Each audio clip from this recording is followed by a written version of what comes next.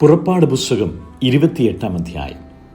നിന്റെ സഹോദരനായ അഹരോനെയും അവൻ്റെ പുത്രന്മാരെയും എനിക്ക് പുരോഹിത ശുശ്രൂഷ ചെയ്യേണ്ടതിന് ഇസ്രായേൽ മക്കളുടെ ഇടയിൽ നിന്ന് നിന്റെ അടുക്കൽ വരുത്തുക. അഹരോനെയും അഹരോന്റെ പുത്രന്മാരായ നാദാബ്, അബീഹു, എലയാസർ, ഈഥാമാർ എന്നിവരെയും തന്നെ. നിന്റെ സഹോദരനായ അഹരോനു വേണ്ടി മഹത്വത്തിനും അലങ്കാരത്തിനുമായി വിശുദ്ധ വസ്ത്രം ഉണ്ടാക്കണം. അഹ്റോൻ എനിക്ക് പുരോഹിത ശുശ്രൂഷ ചെയ്യുവാൻ തക്കവണ്ണം അവനെ ശുദ്ധീകരിക്കേണ്ടതിന് അവന് വസ്ത്രം ഉണ്ടാക്കണമെന്ന് ഞാൻ ജ്ഞാനാത്മാവുകൊണ്ട് നിറച്ചിരിക്കുന്ന സകല ജ്ഞാനികളോടും നീ പറയണം. അവർ ഉണ്ടാക്കേണ്ടുന്ന വസ്ത്രമോ പതക്കം, ഏഫോദ്, നീളക്കുപ്പായം, ചിത്രത്തയ്യലുള്ള നിലയങ്കി, മുടി, നടുക്കെട്ട് എന്നിവ തന്നെ. നിന്റെ സഹോദരനായ അഹരോൻ എനിക്ക് പുരോഹിത ശുശ്രൂഷ ചെയ്യേണ്ടതിന് അവർ അവനും അവൻ്റെ പുത്രന്മാർക്കും വിശുദ്ധ വസ്ത്രം ഉണ്ടാക്കണം. അതിന് പൊന്ന്, നീലനൂൽ, ധൂമ്രനൂൽ, ചുവപ്പുനൂൽ, പിരിച്ച പഞ്ഞുനൂൽ എന്നിവ എടുക്കണം. പൊന്ന്, നീലനൂൽ, ധൂമ്രനൂൽ, ചുവപ്പുനൂൽ, പിരിച്ച പഞ്ഞുനൂൽ എന്നിവ കൊണ്ട് നെയ്ത്തുകാരൻ്റെ ചിത്രപ്പണിയായി ഏഫോദ് ഉണ്ടാക്കണം. അതിന് 2 അറ്റത്തോട് ചേർന്നതായി 2 ചുമൽക്കണ്ടം ഉണ്ടായിരിക്കണം. അങ്ങനെ അത് തമ്മിൽ ഇണച്ചിരിക്കണം. അത് കെട്ടിമുറുക്കുവാൻ അതിന്മേലുള്ളതായി ചിത്രപ്പണിയായ നടുക്കെട്ട് അതിൽ നിന്ന് തന്നെ അതിൻ്റെ പണി പോലെ പൊന്ന്, നീലനൂൽ, ധൂമ്രനൂൽ, ചുവപ്പുനൂൽ, പിരിച്ചു പഞ്ഞുനൂൽ എന്നിവ കൊണ്ട് ആയിരിക്കണം.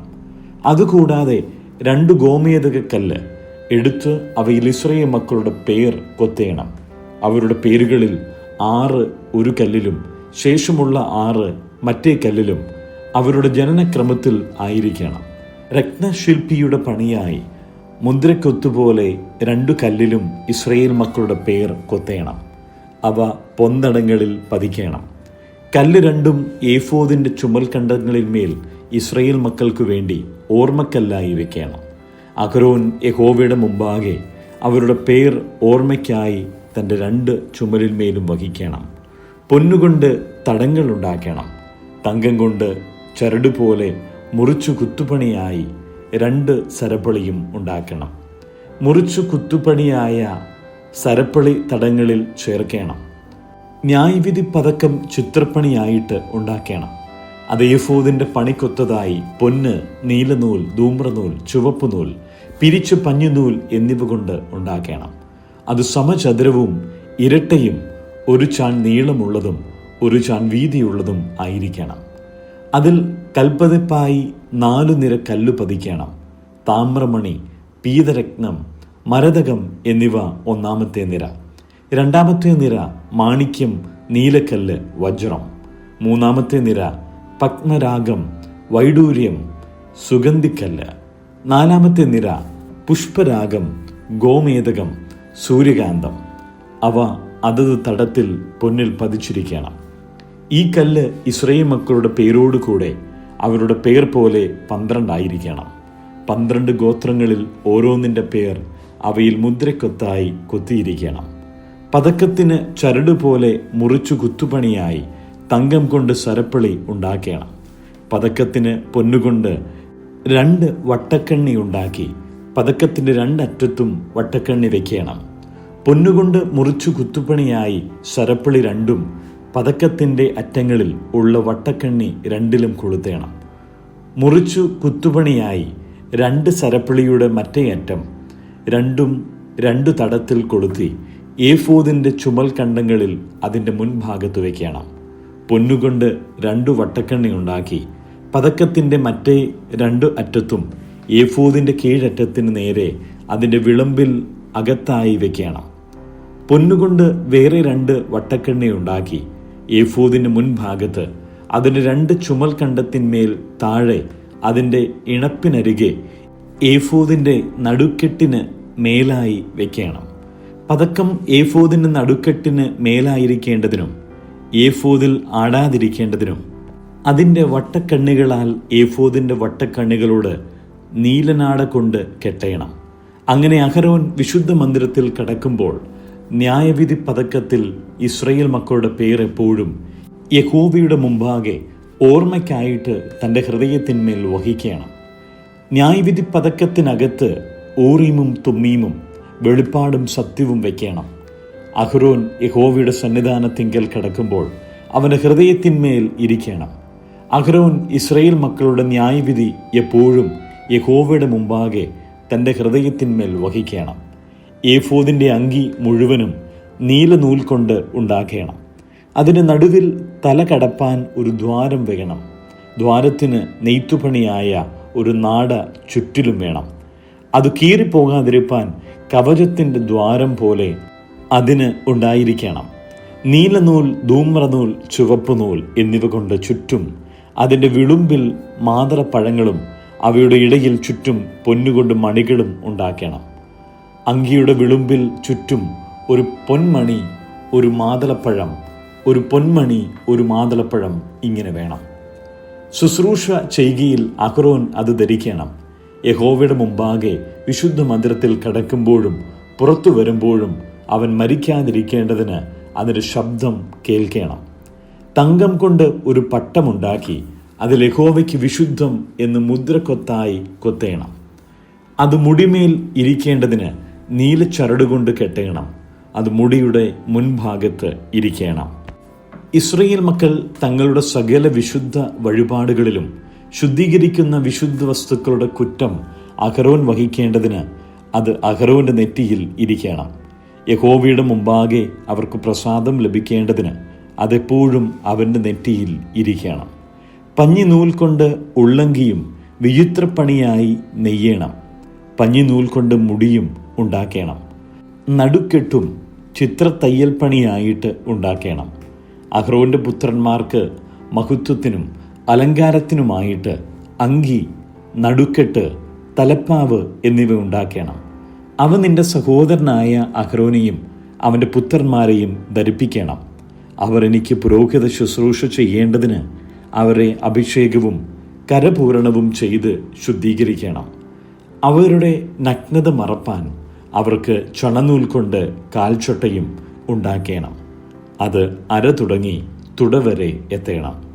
അഹ്റോനും അവൻ്റെ പുത്രന്മാരും വിശുദ്ധ മന്ദിരത്തിൽ ശുശ്രൂഷ ചെയ്യുവാൻ സമാഗമന കൂടാരത്തിൽ കടക്കുമ്പോഴോ യാഗപീഠത്തിൻ്റെ അടുക്കൽ ചെല്ലുമ്പോഴോ കുറ്റം ചുമന്നു മരിക്കാതിരിക്കേണ്ടതിന് അവർ അത് ധരിക്കണം.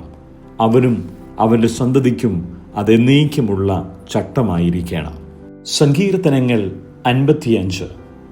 ദൈവമേ, എൻ്റെ പ്രാർത്ഥന ശ്രദ്ധിക്കണമേ. എൻ്റെ യാചനയ്ക്ക് മറഞ്ഞിരിക്കരുതേ. എനിക്ക് ചെവി തന്ന് ഉത്തരമരുളയണമേ. ശത്രുവിൻ്റെ ആരവം നിമിത്തവും ദുഷ്ടൻ്റെ പീഡ നിമിത്തവും ഞാൻ എൻ്റെ സങ്കടത്തിൽ പൊറുതിയില്ലാതെ ഞരങ്ങുന്നു. അവർ എൻ്റെ മേൽ നീതികേട് ചുമത്തുന്നു, കോപത്തോടെ എന്നെ ഉപദ്രവിക്കുന്നു.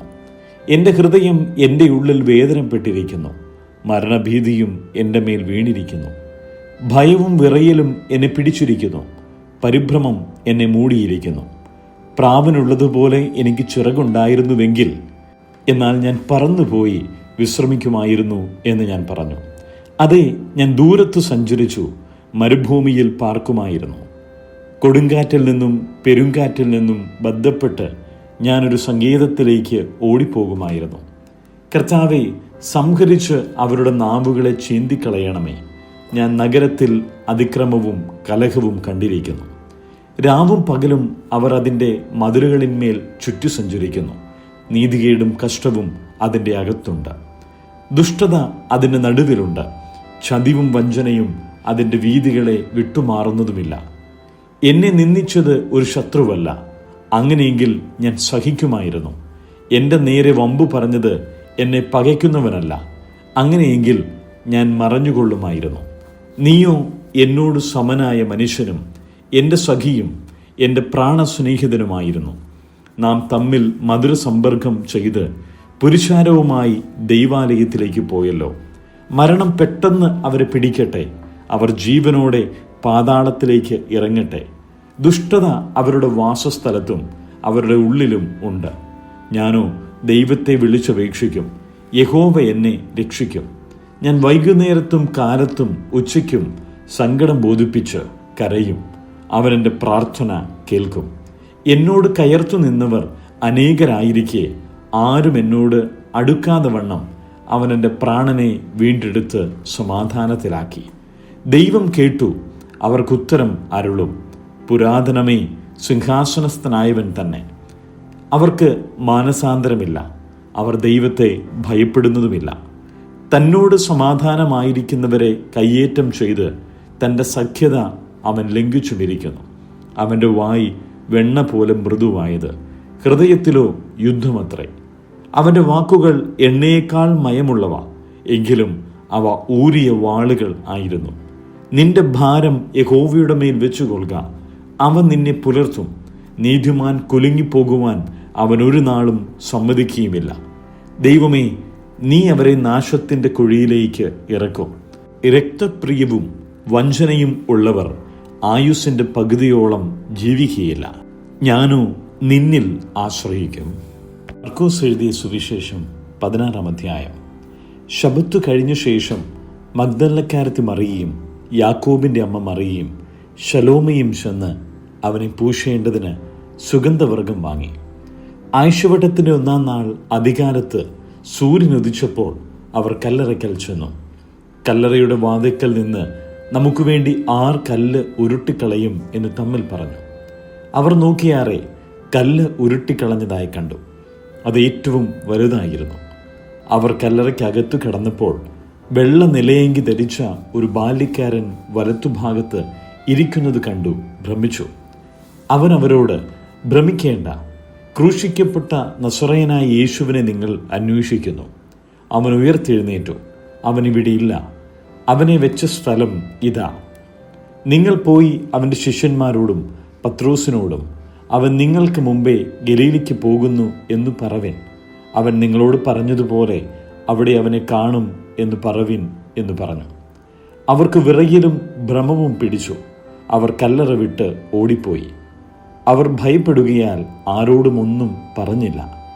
അവൻ ആഴ്ചവട്ടത്തിൻ്റെ 1-ാം നാൾ രാവിലെ ഉയർത്തെഴുന്നേറ്റിട്ട് താൻ 7 ഭൂതങ്ങളെ പുറത്താക്കിയിരുന്ന മഗ്ദലക്കാരത്തി മറിയയ്ക്ക് ആദ്യം പ്രത്യക്ഷനായി. അവൾ ചെന്നു അവനോട് കൂടെ ഇരുന്നവരായി ദുഃഖിച്ചും കരഞ്ഞും കൊണ്ടിരുന്നവരോട് അറിയിച്ചു. അവൻ ജീവനോടിരിക്കുന്നു എന്നും അവൾ അവനെ കണ്ടു എന്നും അവർ കേട്ടാറെ വിശ്വസിച്ചില്ല. പിന്നെ അവരിൽ 2 പേർ നാട്ടിലേക്ക് പോകുമ്പോൾ അവൻ മറ്റൊരു രൂപത്തിൽ അവർക്ക് പ്രത്യക്ഷനായി. അവർ പോയി ശേഷമുള്ളവരോട് അറിയിച്ചു. അവരുടെ വാക്കും അവർ വിശ്വസിച്ചില്ല. പിന്നത്തേതിൽ 11 ഭക്ഷണത്തിനിരിക്കുമ്പോൾ അവൻ അവർക്ക് പ്രത്യക്ഷനായി. തന്നെ ഉയർത്തെഴുന്നേറ്റവനായി കണ്ടവരുടെ വാക്ക് വിശ്വസിക്കായകയാൽ അവരുടെ അവിശ്വാസത്തെയും ഹൃദയകാഠിന്യത്തെയും ശാസിച്ചു. പിന്നെ അവൻ അവരോട്, നിങ്ങൾ ഭൂലോകത്തിലൊക്കെയും പോയി സകല സൃഷ്ടിയോടും സുവിശേഷം പ്രസംഗിപ്പൻ. വിശ്വസിക്കുകയും സ്നാനമേൽക്കുകയും ചെയ്യുന്നവൻ രക്ഷിക്കപ്പെടും, വിശ്വസിക്കാത്തവൻ ശിക്ഷാവിധിയിൽ അകപ്പെടും. വിശ്വസിക്കുന്നവരാൽ ഈ അടയാളങ്ങൾ നടക്കും. എൻ്റെ നാമത്തിൽ അവർ ഭൂതങ്ങളെ പുറത്താക്കും, പുതുഭാഷകളിൽ സംസാരിക്കും, സർപ്പങ്ങളെ പിടിച്ചെടുക്കും, മരണകരമായ യാതൊന്ന് കടിച്ചാലും അവർക്ക് ഹാനി വരികയില്ല, രോഗികളുടെ മേൽ കൈവച്ചാൽ അവർക്ക് സൗഖ്യം വരും എന്ന് പറഞ്ഞു. ഇങ്ങനെ കർത്താവായ യേശു അവരോട് അരുളി ചെയ്ത ശേഷം സ്വർഗത്തിലേക്ക് എടുക്കപ്പെട്ടു, ദൈവത്തിൻ്റെ വലത്തുഭാഗത്ത് ഇരുന്നു. അവർ പുറപ്പെട്ടു എല്ലായിടവും പ്രസംഗിച്ചു. കർത്താവ് അവരോട് കൂടെ പ്രവർത്തിച്ചും അവരാൽ നടന്ന അടയാളങ്ങളാൽ വചനത്തെ ഉറപ്പിച്ചും പോന്നു.